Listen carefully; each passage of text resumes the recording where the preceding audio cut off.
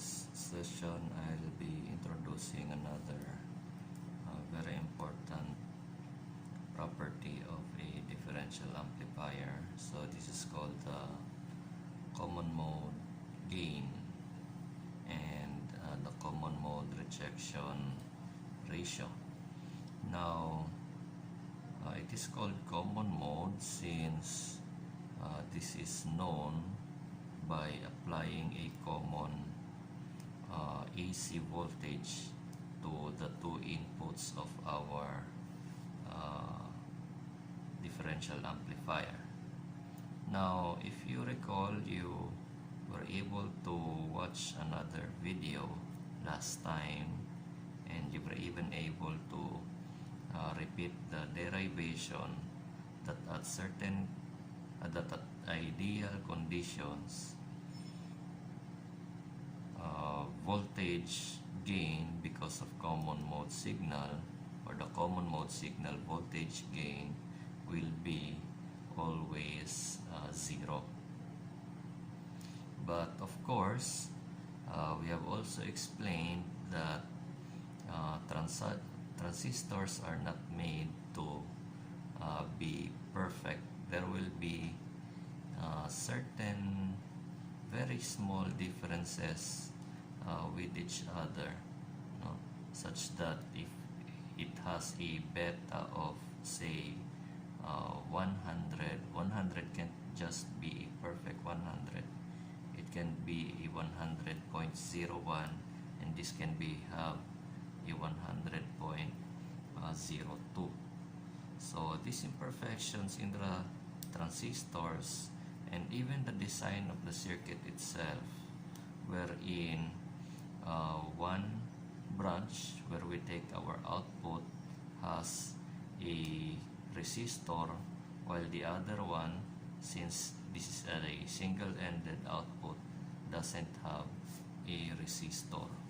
So this in deeper understanding also creates the imperfection in our differential amplifier circuit, such that we will be experiencing this voltage by common modes. Now, in practical application, we get this common mode voltages because of the so many electromagnetic signal that surrounds us. So meaning our transistors, these base terminals, seem to be like antennas which are taking the electromagnetic signal perhaps from a cell phone where this is not used, perhaps from the electric current around in which this is not actually used, from computers maybe, and others. So it picks up the signal which turns out to be a noise, and then amplifies it to a certain level dictated by this common mode voltage gain. Although of course, since the ideal is 0, meaning it should not output the noise, the more realistic value is also less than 1. That's the good thing, no? So even if the reality states that there can't be a perfect 0 output because of noise, at least the actual values for the gain is usually less than 1, meaning your output will be much less than the input. So let's say if it has a gain of 0.5, so if it has a V in here of like maybe 2 millivolts because of the common mode, so if it has an in of 2 millivolts, what it outputs here is just a 1 millivolt signal. So at least it not actually amplifies, no? So it somehow kills, no, the noise signal. So the equation for this common mode gain is given by this. So the common mode voltage gain is equal to RC divided by 2RE. So it's still from the derivation that your V out is still equal to the current and the RE here, while your V in is equal to the current and the 2RE here. No? Now, this is not actually the original design of your circuit. So the original design is actually like this one. This should be the more familiar circuit to you, where your RE is a tail current. Now, what experts do not to derive the equation is they express this tail current or this tail resistor as two resistors in parallel. So such that the equivalent of this when we use two resistors in parallel should be 2RE. So which means 2RE in parallel with another 2RE will be 2RE divided by 2, or still this R sub E. Now, if we have a quantity called a common mode gain, so we also have another quantity related to it we call as common mode rejection ratio. So as you read, common mode rejection ratio is defined as the voltage gain divided by the common mode voltage gain. So therefore it's like a comparison.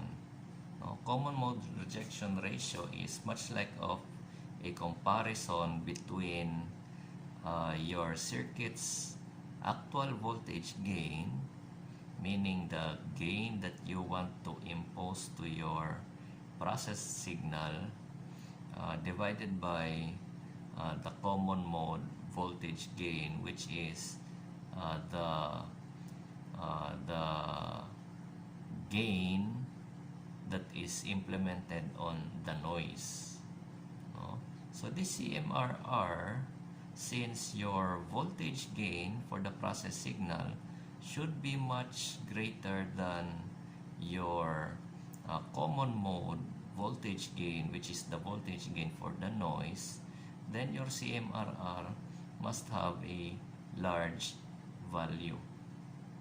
So as this book suggests, like maybe 400, so maybe like even 1000. Now, another alternative expression for the common mode rejection ratio, well, of course, the conventional is according to the definition, you just divide the two quantities. But since the quantities are large, it can also be expressed as a voltage, or it can also be expressed in decibels, sorry. So the CMRR, I repeat, can also be expressed in decibels using the formula, just the 20 logarithm of the CMRR ratio. Now 20 because what we are actually ratioing here are voltages. So if we go back to the very definition of the voltage gain, is that the voltage gain are also ratios of voltages, and the common mode voltage gain is also ratio of the voltages.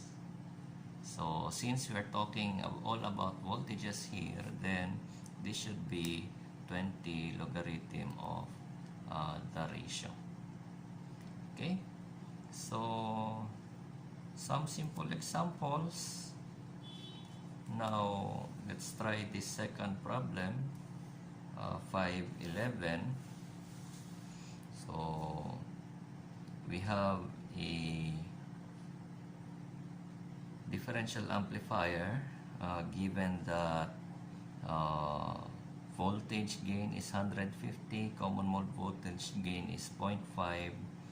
It has a signal to be processed, which is V sub 1 equals 1 millivolt, and then the two bases of the transistors also pick a common mode signal of 1 millivolts, meaning this is the noise.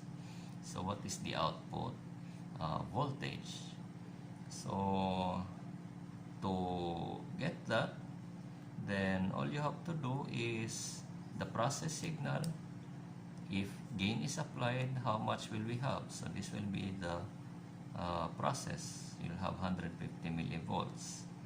And then if this is the noise, you apply the common mode signal, and then you'll have this quantity, and then you'll just add it such that you will take what is the real output voltages.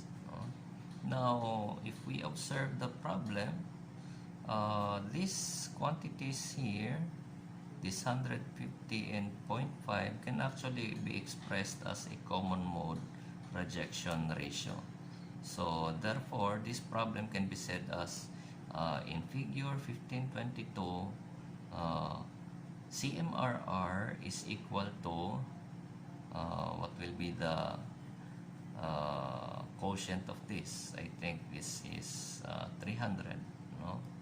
CMRR is equal to 300, and then V1 is 1 millivolt pick up, no? So what is the output voltage? Although if we have CMRR, we have to know another quantity such that we will have these two gains. So maybe CMRR and voltage gain are given, maybe CMRR and the common mode voltage gain is given, no, to or for added level, no, of difficulty, no. And then of course in real situations we cannot readily know what is V1 and what is common mode signal, since in your first transistor at this side, meaning at this side, is not actually the actual the circuit, but V1 is here, no, but the noise is also here and here. So what will happen is that the actual voltage that you will be measuring here is actually already the sum of your V1 and your common mode signal. So you will have measure like 2 millivolts here. Although if there will be another signal given here as 1 millivolt, so of course depending as to how problem is expressed, maybe it can be said that a certain signal is measured as 2 millivolts here, no? So however a noise is